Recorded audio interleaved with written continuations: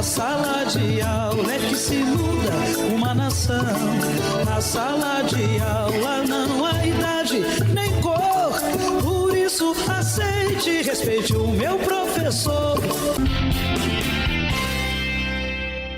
Olá, boa tarde. Estamos chegando para mais um programa TV Sintese. O assunto principal do programa de hoje é a Escola Sem Partido. Você sabe do que se trata a Escola Sem Partido? Se não sabe, vai saber agora. Para conversar com a gente sobre o tema, nós convidamos a professora Gabriela Rebouças, da Universidade Tiradentes. Fique com a gente e conheça toda a verdade sobre a Escola Sem Partido. Afinal, o maior inimigo do conhecimento não é a ignorância, mas a ilusão do conhecimento. Está no ar a TV Sintese.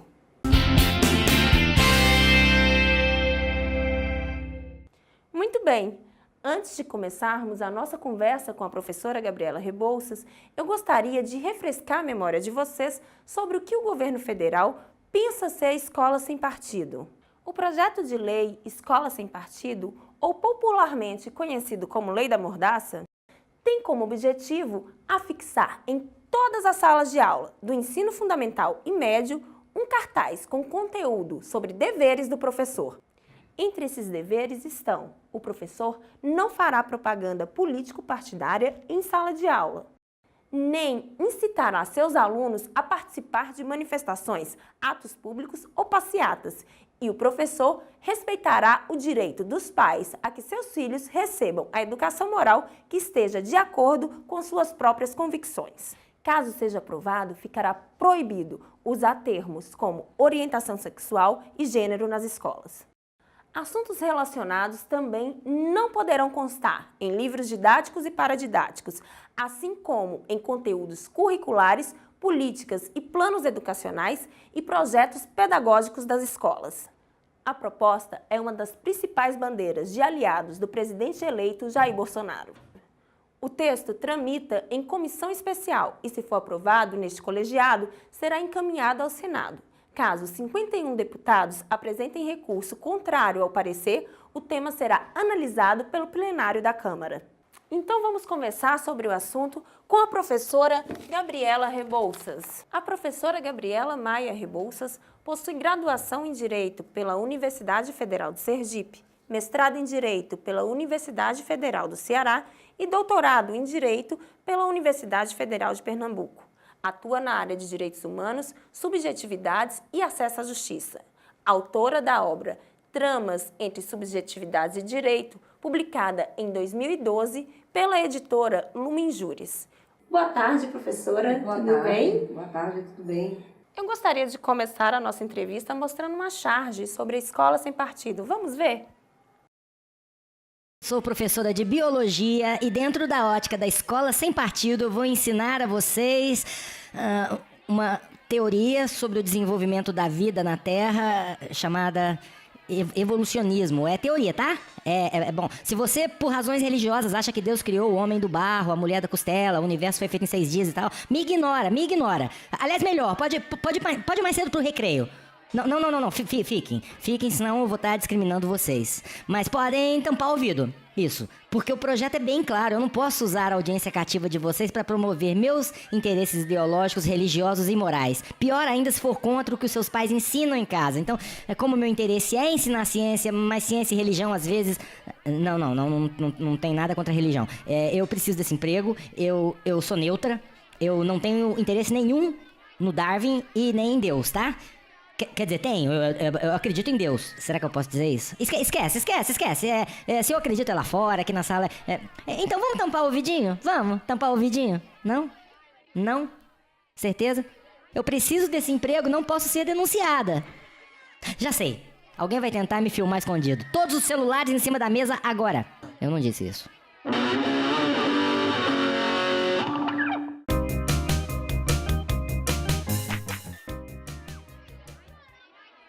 O tema da semana que vem é reprodução. Eu vou estar com dengue e não venho. Professora, comenta um pouco pra gente sobre essa charge, sobre o que ela significa. Então, ela mostra bem essa inexequibilidade de um projeto de escola sem partido. O professor fica sem saber o que falar, sem saber o que pode falar. E, obviamente, isso é contrário ao que se entende por uma educação democrática, inclusiva, que é a educação que consta na nossa Constituição e que faz parte do nosso sistema jurídico atual. E que assegura a liberdade docente, inclusive. Assegura a liberdade de ensino-aprendizagem, ou seja, para que os alunos tenham liberdade de aprender e tenham à sua disposição um conteúdo amplo, um conteúdo rico, um conteúdo plural. É preciso que os professores, nesse processo, que é um processo dinâmico, contínuo, né, é que os professores tenham liberdade, não é liberdade pessoal de fazer o que quer, mas tenham liberdade de conduzir esse processo de ensino-aprendizagem. Qual a amplitude do projeto Escola Sem Partido? É um projeto que inicialmente parece não fazer sentido, não é? Porque nós temos legislação, que é a LDB, a Constituição Federal, que delimita bem como se deve dar esse processo ensino-aprendizagem e que princípios devem reger a educação no Brasil. E nesse projeto democrático, educacional que nós já temos, já há uma vedação a que se faça da escola um lugar para outras finalidades que não cumprir esse projeto educacional rico, plural, inclusivo. Então, a princípio, o termo escola sem partido parece até mesmo deslocado, parece até mesmo sem sentido. E me parece que o sentido dele é exatamente esse, é ser genérico o suficiente para que dentro dele se possa exercer, aí sim, uma escola com mordaça, uma escola com ameaça, uma escola com desvalorização do próprio projeto pedagógico, inclusivo e democrático. Eu falei no início da nossa apresentação, no texto de apresentação da abertura do programa, que os eleitores do Jair Bolsonaro, eles apoiam, né, esse projeto de escola sem partido. A senhora vê que se esse projeto ele pode ter realmente um sucesso, um apelo à sociedade popular, algo do tipo? Ele já tem, né? Eu acho que ele permeou o nosso debate político-eleitoral recente e ele vem desde mais ou menos já há mais de 5 anos se colocando no debate público brasileiro. Se você fizer uma regressão um pouquinho as jornadas de junho em 2013, aquela manifestação mais ou menos dispersa ou geral da população, lá já havia um apelo para uma manifestação sem partido. Sim. E se nós olharmos para os partidos políticos que se criaram após esse período, né, de 2013 para cá, são partidos que, por exemplo, retiram do seu nome a palavra partido. Né? Então, são partidos que se autodenominam por outras palavras que não a palavra inicial de partido. Exemplo do tradicional PMDB, que virou MDB. MDB e outros partidos, como o Novo, como a Rede, são partidos que já não contemplam a palavra partido. Então, me parece que faz parte de um processo de criminalização do espaço político e do espaço da cidadania, através de uma recusa de encarar o fato de que a nossa vida é permeada por política, é preciso discutir política e é preciso agir politicamente. A escola sem partido não quer só proibir que o professor discuta a proposta eleitoral partidária de um partido só. Ele quer que o professor não discuta política, não discuta diversas questões culturais junto com seus alunos, o que é impossível. É inexequível, como a charge mostra, dar aula ou produzir conhecimento com esse tipo de cerceamento. Diante de toda essa situação, o que fazer para resistir, né? Qual o papel do professor nesse momento? Bom, eu acho que, em primeiro lugar, o professor tem que voltar a se conectar consigo e com o seu papel, né? E compreender que ele não faz nada de ilegal e que ele não faz nada de criminoso, né? Um professor trazer o debate, trazer a discussão para a sala de aula é plenamente necessário num contexto educacional, num contexto democrático. A partir daí, perceber como neutralizar essas ações em sala de aula. Nós não temos só esses desafios a vencer em sala de aula. Os professores, sobretudo da rede pública, têm enormes desafios para vencer, que não é só, esses acabam sendo questões pequenas, perto dos desafios sobre violência, sobre abuso sexual, desafios sobre autoestima de seus alunos, capacidades cognitivas, né? Estrutura da própria escola. Então, se ele se sentir dentro desse contexto, ainda ameaçado pelas coisas que fala, ele vai paralisar. Então, nós professores e professoras não podemos paralisar, temos que continuar acreditando que fazemos um trabalho fundamental para uma democracia e para o futuro desse Brasil e para o futuro de uma nação, e temos que continuar com essa tranquilidade, não é? Caminhando para frente, no sentido de incluir, de contemplar, talvez de deixar mais claros esses conteúdos, né? Sem afrontar, mostrar que isso não é uma afronta, né? À sociedade. É um trabalho, como nós educadores sabemos, um trabalho que não é imediato e que não é rápido.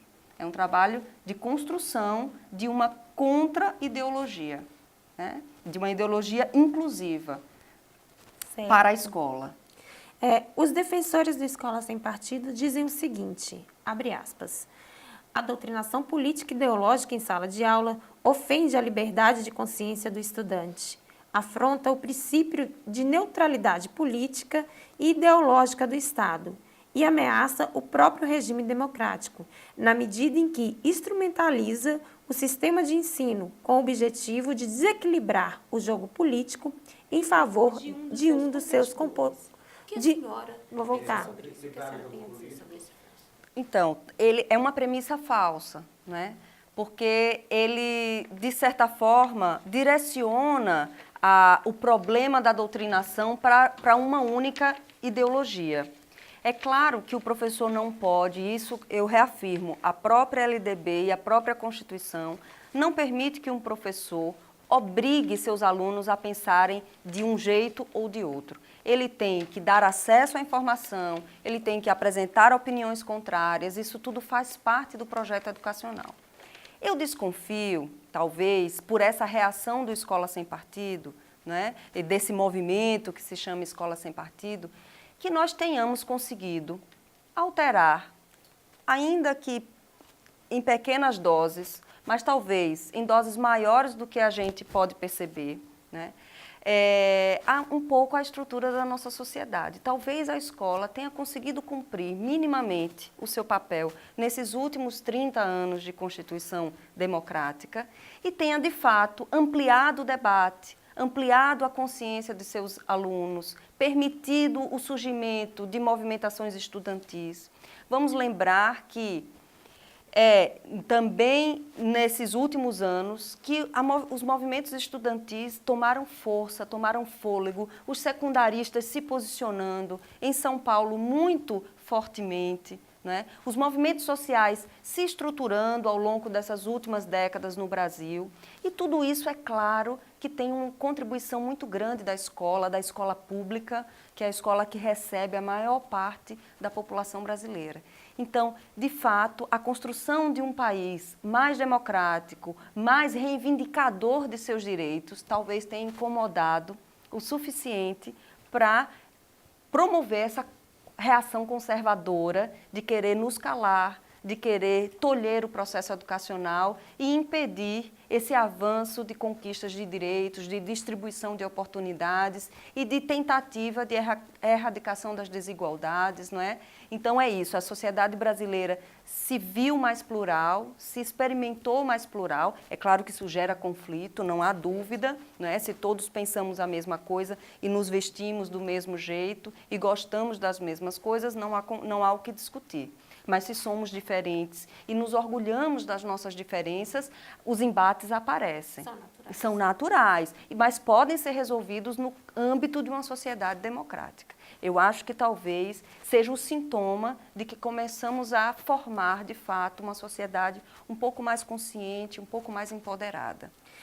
A situação é tão crítica que até a ONU se posicionou acerca do Escola Sem Partido em documento assinado por relatores de Alto Comissionado de Direitos Humanos, que afirma que o projeto poderá levar à censura e autocensura dos professores. Os relatores ainda recomendam uma tomada de atitude necessária para conduzir uma revisão dessas proposições, assegurando a conformidade com base nos direitos humanos, o que inclui a Constituição Federal de 1988. O que a senhora tem a nos falar sobre isso? Então, é tão sem sentido que facilmente, não é, qualquer organismo internacional que considere os direitos e garantias individuais como a ONU, que considere uma pauta civilizatória mínima para que os países, em sua grande hegemonia capitalistas, possam compatibilizar a questão do acúmulo das riquezas, da distribuição das riquezas com direitos e garantias civis e individuais, é tão gritante, é tão sem sentido esse projeto, que não é fácil ver organismos internacionais como a ONU se posicionando contra ele, não é? E, de fato, a Constituição de 88, como eu venho repetindo desde o início da nossa entrevista, da nossa conversa, ela garante, sim, uma escola plural, uma escola com liberdade de expressão, uma escola com conteúdos que possam ser contextualizados na realidade escolar do aluno.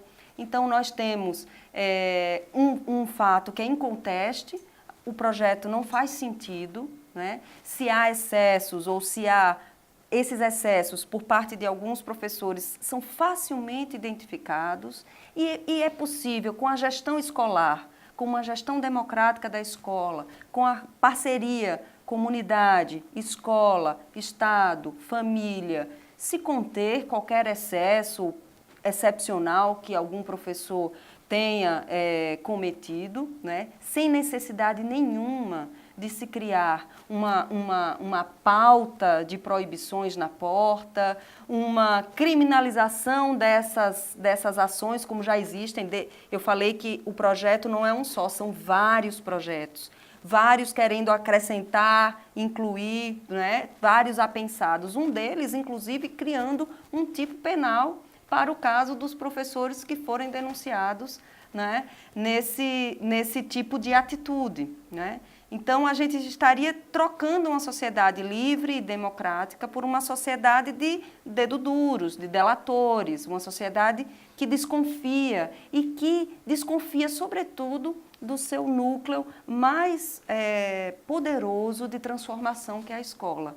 Porque se a gente tiver que ficar controlando, não é, o aluno, os pais, tudo que o professor diz, a gente está criando uma grande desconfiança sobre a capacidade do conhecimento transformar o mundo. Professora, eu quero agradecer a presença da senhora aqui nessa entrevista com a gente. Quero saber se a senhora tem alguma consideração final, algum ponto a colocar. Eu acho que nós, professores da rede pública, da rede privada, do ensino básico, do ensino médio, do ensino superior, temos que continuar conscientes do nosso grande papel de educadores, temos que continuar acreditando no nosso papel e naquilo que fazemos, não é? E seguirmos em frente na busca desse projeto, que é um projeto de uma sociedade e de uma escola inclusiva. É claro que o projeto, seja aprovado ou não, ele já está fazendo seus efeitos, já está criando constrangimentos, alunos que acham que podem filmar os professores, professores que começam a repensar nas suas práticas. Eu gostaria de pedir que todos, de certa forma, se acalmassem, recentrassem na sua posição de professores e seguissem nesse projeto, porque se surgir um projeto como Escola Sem Partido, conservador, né, querendo nos calar, é porque o nosso trabalho e a nossa ação tem produzido efeitos e poderá produzir efeitos muito positivos num Brasil melhor para todos. Obrigada mais uma vez, professora. Eu agradeço a você de casa também e só lembrando que não há educação, não há ensino, não há aprendizagem com cerceamento da liberdade de expressão. Nós voltamos no próximo sábado, se Deus quiser e Ele há de querer. Tchau, pessoal! Na sala de aula é que se muda uma nação. Na sala de aula não há idade nem cor. Por isso aceite e respeite o meu professor.